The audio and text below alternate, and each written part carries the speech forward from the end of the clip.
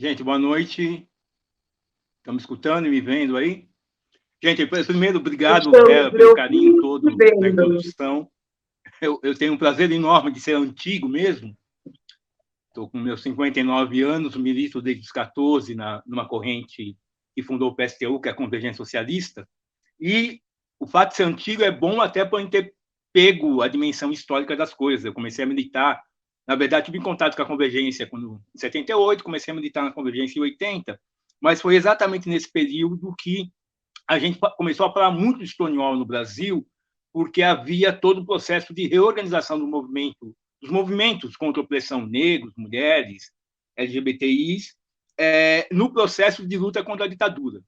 E eu começo dizendo isso porque há uma coisa que havia naquele primeiro momento, que se perdeu exatamente, como você disse, em relação às paradas, que era tentar resgatar o espírito de Stonewall a partir da rebeldia que ele significou contra o sistema. E que nós traduzimos aqui no Brasil, e particularmente um grupo chamado Somos, que foi fundado com muito apoio de militantes da Convergência Socialista, que entendia que aqui no Brasil, exatamente naquele momento, isso se traduzia, inclusive, em além de uma coisa que já era a rebeldia de Stonewall, mas no sentido de colocar essas lutas ao lado da classe trabalhadora, que é uma coisa que a gente pode discutir mais depois, que foi algo que não se deu exatamente em Stonewall. Não houve uma participação da classe trabalhadora dentro do processo. Mas houve uma coisa muito importante. Stonewall, a gente, hoje, quando eu participo de todas as paradas, inclusive ajudei a organizar todas as primeiras aqui no Brasil, quando eu vejo as paradas, eu fico deprimido pelo clima festivo, que é ótimo, diga de passagem, isso é parte do nosso DNA, mas o clima completamente despolitizado, que foi se despolitizando, mas pior do que isso, foi se aliando aos setores do mercado. E uma coisa que Stonewall significou foi exatamente a luta contra o mercado. Como a nossa história é muito invisibilizada, para quem não conhece a Stonewall, a historinha é o seguinte: nós estamos aí nos anos 60, os anos rebeldes, os ventos rebeldes estão varrendo o mundo.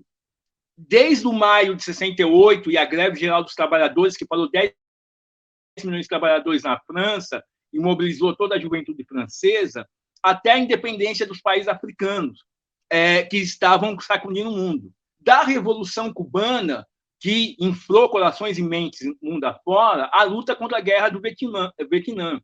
Dos Panteras Negras, movimentos negros em todo o mundo, até a luta contra as ditaduras aqui no Brasil. Nós não fomos, digamos, pego pela primeira onda de Stonewall quem estava sob o AI-5, certo? Por isso que demorou 11 anos para Stonewall ecoar entre nós. Mas, no meio dessa situação toda, os Estados Unidos, em particular, viviam um momento muito marcado pela Guerra Fria, pela disputa ideológica aí, contra o comunismo, assim por diante. E desde os anos 50 havia se criado uma ideologia, que também se reproduziu na ditadura brasileira, de que a homossexualidade e a defesa da homossexualidade era parte do grande plano comunista de tomar o mundo, porque isso detonava as famílias e assim detonava uma das bases do capitalismo. E havia um conservadorismo gigante, a repressão era violenta. Eu digo, para a moçada hoje que consegue viver com sua orientação sexual e identidade de gênero com muitos problemas, mas consegue viver isso, nos anos 50 e 60 é praticamente impossível. Aliás, é literalmente impossível. Por exemplo, nos Estados Unidos havia uma lei que dizia que se você usasse 3 peças de roupa de outro gênero que não fosse o seu, o natural, o biológico, você era preso, certo? Então, nesse contexto, havia um bar em Nova York chamado Stonewall Inn. Eu estou até uniformizado aqui, ganhei de uma amiga minha uns anos atrás. O Stonewall Inn era um boteco pé sujo, como a gente diz aqui em São Paulo.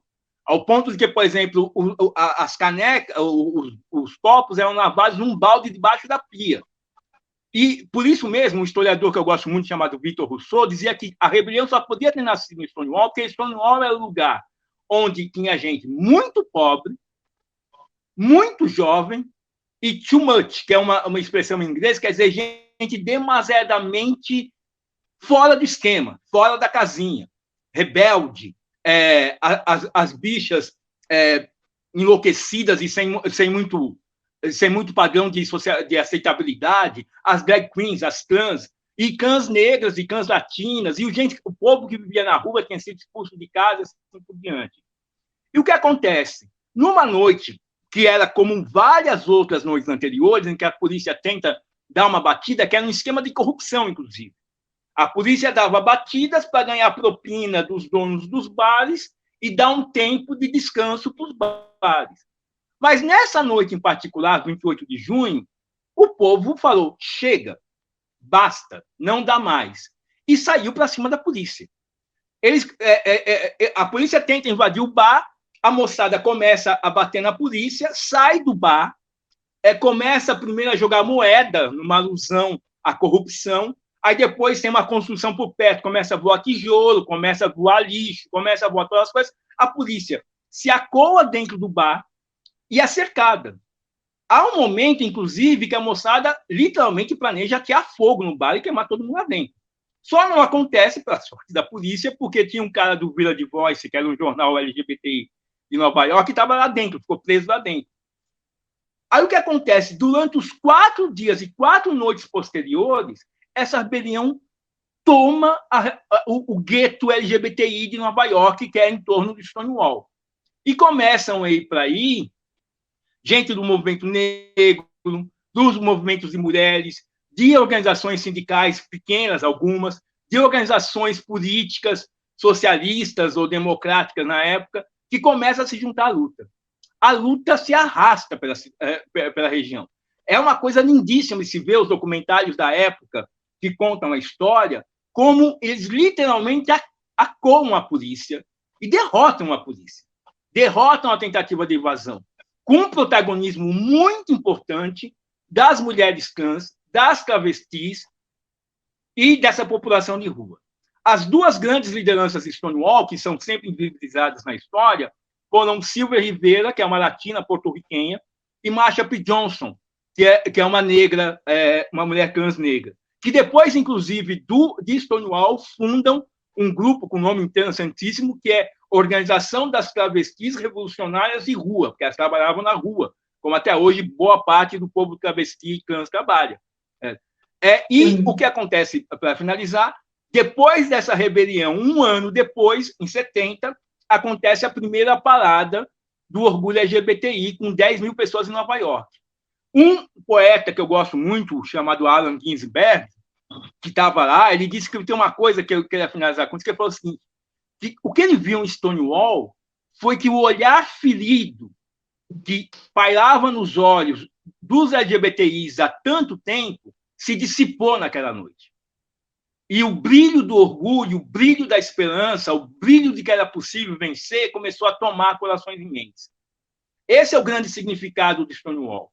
Agora, lembrando, é um Stonewall que é uma rebelião. Certo? E a gente quer começar com vocês porque aquilo que foi uma rebelião e não uma parada puramente com a participação de governantes, empresas e assim por diante, porque aquilo que foi uma rebelião só pode continuar hoje se nós lutarmos por uma revolução. Mas a gente tem tempo para conversar isso. Na verdade, toda a história, os grandes momentos históricos estão marcados por ações que rompem com a ordem vigente, né? Bom, vimos aí, né, na linha do tempo da revolta de Stonewall, que estavam 2 mulheres trans, uma negra, uma latina, a porto-riquenha, que é Marsha P. Johnson e Silvia Rivera. Nada disso foi uma coincidência, evidentemente. E aí, Nica, eu queria que você falasse um pouco sobre o porquê do protagonismo deste setor em Stonewall, como ele se relaciona com a situação e as lutas das pessoas trans hoje. Oi! Oi. O protagonismo dessas 2 grandes lideranças na revolta de Stonewall, ele é marcado justamente pelo grau de violência que o Estado e o mercado capitalista exerce, principalmente sobre a população trans. A população trans está à mercê, muitas vezes, da prostituição, sem ter uma mínima escolha de ter um trabalho formal, que é o que o mercado acaba fazendo, né? Discriminando e segregando essa população de maneira forçada a sobreviver a partir da prostituição. E naquele tempo, embora hoje a conjuntura ainda não esteja substancialmente tão diferente, né? Mas naquele tempo, pelo menos, era visivelmente público, né? Que as pessoas podiam espancar, matar, estuprar travestis. Não que hoje, no tempo de hoje, isso não tenha deixado de acontecer, né? Mas isso poderia ocorrer da maneira mais escancarada possível da sociedade. E hoje, Era pelo pior, menos no Brasil, era isso. pior. E hoje era muito violento. E hoje ainda continua sendo, só que a diferença é que o caso da Dandara, que nós tivemos em 2017, escandalizou muitas pessoas do movimento popular e do movimento social, porque houve um avanço do movimento na luta de classes na sociedade capitalista. Então, nesse sentido, eu vejo que o protagonismo das duas naquela revolta que foi Stonewall se dá porque a população trans está no maior nível de condição de marginalidade e violência que o sistema capitalista dá, né? Além da violência, dos estupros e dos assédios, a discriminação, a violência do Estado, da polícia em cima da prostituição, ao ponto de que as mulheres trans muitas vezes são estupradas pelos policiais, têm que pagar propina, né? E nesse sentido, obviamente, acaba sendo o setor mais protagonista da luta, assim. Mas essa violência, ela não deixou de existir hoje, né? Ela permanece ainda existindo, só que hoje a diferença é que nós temos um movimento mais articulado, mais organizado do que naquele período, né? Então, isso dá maiores possibilidades de fazer um enfrentamento a isso, mas ainda está muito insuficiente comparado às condições materiais que a população LGBT e a população trans precisa, né?